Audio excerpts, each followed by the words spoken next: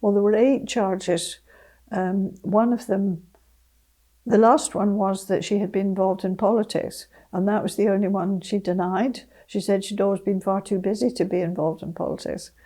And I think, it depends slightly how you define politics, because in my view, she was, in a sense, political, but certainly not in a party political or a partisan political way.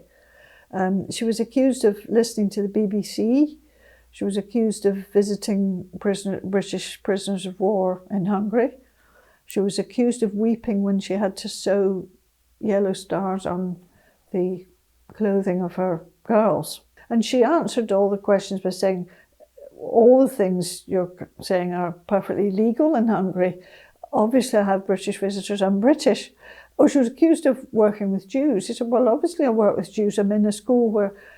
And she didn't try to deny anything except that she'd been involved in political activity.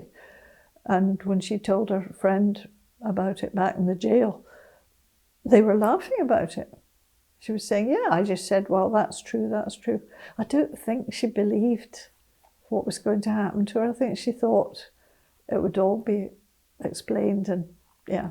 The Church of Scotland mission had always had a very good relationship with the Hungarian authorities. They were actually founded at the request of the Empress's wife in the 19th century, who was a Lutheran. And they had quite close relationships. And when Jane was arrested, her colleagues immediately went to the, I suppose, the Secretary of State, or whatever the title was, and also to the Admiral Horthy, who was the president. And they ordered her release. But of course, it was 3 weeks after the German invasion, and I don't think anyone had quite taken in. They're the masters now. So nothing came of that. The huge majority of people who went to Auschwitz, over, I think 99%, never even got into the camp. They were walked from the train along a long platform to the gas chambers, basically. And they were kidded on that they were to have a shower, and they had to undress and put their clothes on numbered pegs. And the guards said to them, oh, be careful to remember your number so that you can find your clothes when you've had your shower, because they were trying to keep them calm so that they would. And then they went into the so-called shower room, and yeah, the doors were locked, and that was the end. So most people who went weren't even counted or registered. They were just executed. Jane actually, they think, didn't live in what most people think of as Auschwitz, the big Auschwitz, which was Birkenau, Auschwitz II, the second one that was built, where there were all these or dozens, I knew, of barracks, and you've sort of seen film of people crammed in.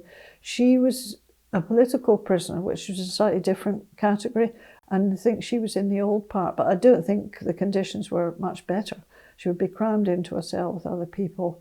They got hardly anything to eat, and most people who died not from actual murder died of starvation. And I think there was no washing facilities, toilets, one for I don't know how many 100 people, but the sanitation and everything was terrible. And if they were kept alive, they were to work, and the work was very, very hard labour. A lot of people say the worst thing about the camp was the cruelty of the guards. They were always shouting, always chasing them from one place to another. They could kill them at a whim, and people did. So there was constant terror and cruelty, which, psychologically must have been absolutely devastating to everybody. And this whole stripping away of your identity, hair shaved off, tattoo in the arm, these awful striped clothes that they got. They were degraded and humiliated, and that was deliberate.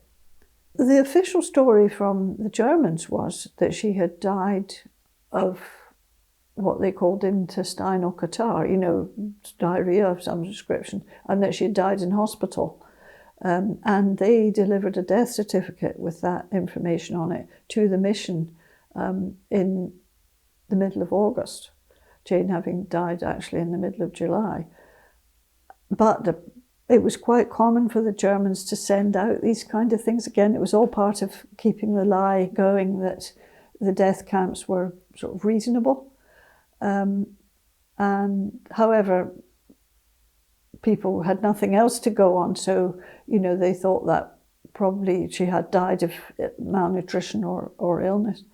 But recently, I think after I'd been to the Holocaust Memorial Centre and we discussed it, they discovered an official record of Jane being moved from old Auschwitz to Birkenau 2 days before her death. The purpose of that being really because that was where the gas chamber was. And also on that same day that she was moved, she was given a letter form to write a letter, which again was unusual because she was a different type of prisoner. But these were only given to people who were going to be executed. The Hungarian authorities are certain now that she went to the gas chamber. And that seems plausible to me.